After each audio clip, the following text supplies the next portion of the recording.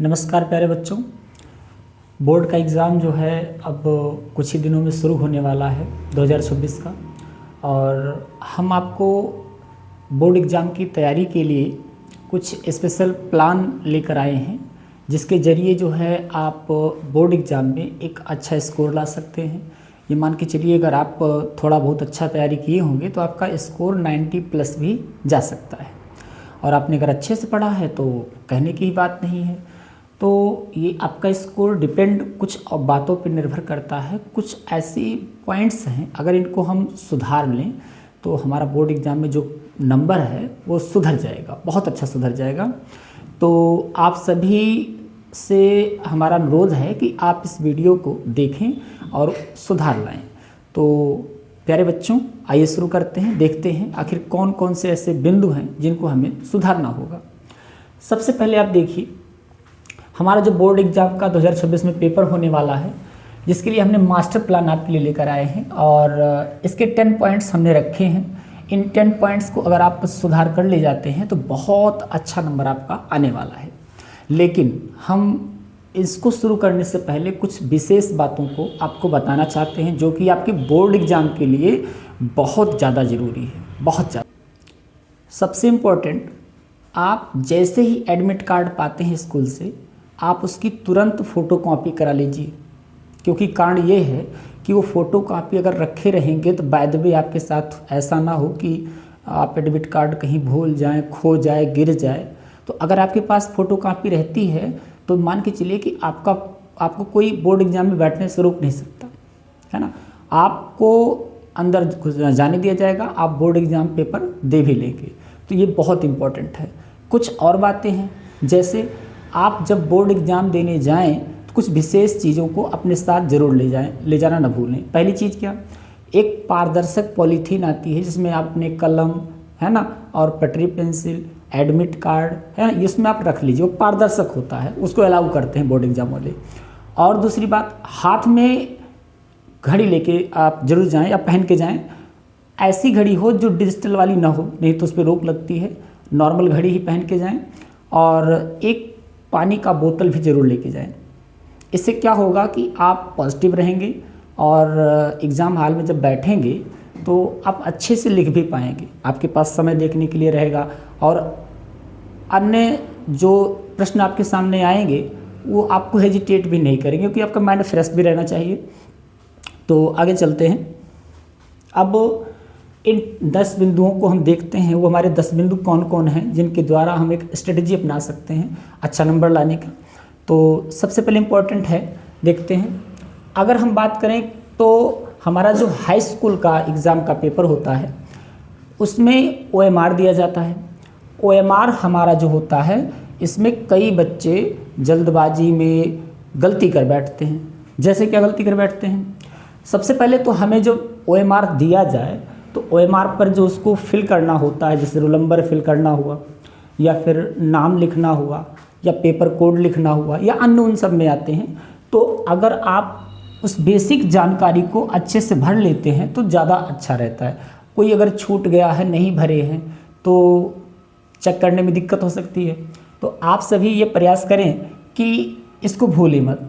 और दूसरा सबसे इम्पोर्टेंट मैं कहता हूँ कि 20 के 20 प्रश्न जो आपके OMR में भर रहे हैं उनको आप ज़रूर गोला कीजिए, एक भी प्रश्न छोड़िए मत। अगर आप एक भी प्रश्न छोड़ देंगे तो वो आपका चेक ही नहीं होगा, वो आपका तो ऐसे भी नंबर नहीं मिलना है। तो अगर आपको नंबर लेना है तो आपको 20 प्रश्न का गोला OMR में करना ही करना है। आपने छोड़ दिया अगर, तो नंबर कहाँ से देगा वो। अगर आपने गोला किया है, बाय द वे वो सही हो गया, तो मिल ही जाएगा। मतलब चांस नंबर मिलने के तभी होंगे जब आपने गोला किया है। अगर आप गोला ही नहीं किए, छोड़ दिए हैं, तो नंबर कहाँ से मिलेगा। तो इम्पोर्टेंट है, 20 प्रश्नों का जो गोला है वो जरूर करें, एक भी छोड़े ना। और अगला पॉइंट हमारा ये रहेगा, ये तो मैंने बता दिया। अगला पॉइंट ये रहेगा कि जब आप गोला करें तो काले या नीले पेन से ही करें। मार्केट में तो कई प्रकार के पेन आते हैं जो थोड़ा मोटे भी चलते हैं, उनसे गोला करना आसान होता है, तो उनको भी आप ले लें साथ में, और तब एग्ज़ाम हॉल में आप एंट्री करें। और OMR को कंप्लीट भर कर आप जो है रखे रहें। पहला काम OMR होने जाना चाहिए। अगला बात यह है कि अगर हम रिटन पॉइंट की बात करें, लिखावट कैसी हो, लिखे कैसे, एक अच्छा नंबर लाने के लिए लिखने के तरीके क्या रखे जाएं, इनको भी विशेष बातों को ध्यान देना जरूरी है। सबसे इम्पोर्टेंट बात ये कि जब आप कॉपी पे लिखते हैं तो आपकी कॉपी जो होती है वो इतनी मोटी भी रहती है कि आप आराम से सभी प्रश्नों को उसमें लिख सकते हैं।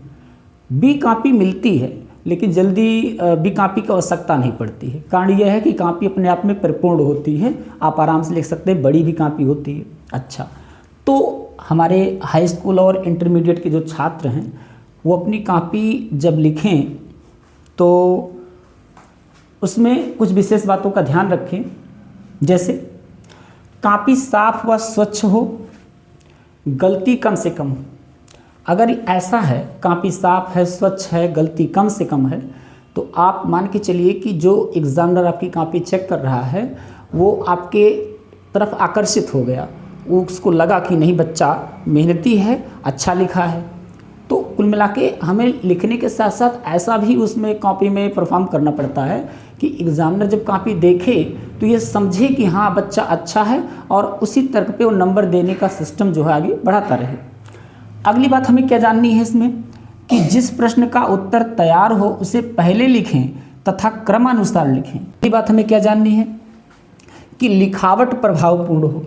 देखो, हर किसी की लिखावट तो अच्छी नहीं हो सकती, कुछ लोगों की लिखावट अच्छी होती है तो कहीं ना कहीं बोर्ड एग्जाम में उनको फ़ायदा मिलता है।